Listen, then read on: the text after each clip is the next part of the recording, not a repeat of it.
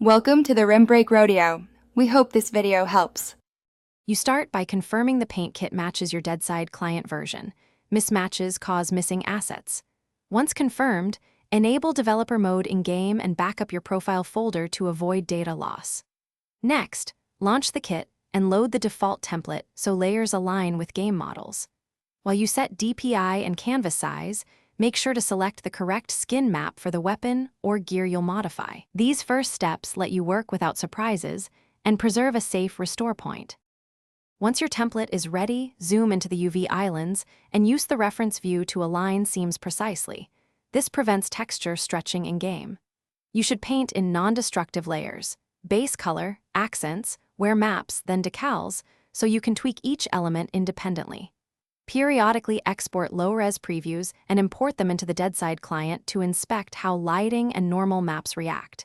If something looks off, adjust layer opacity or repaint small areas.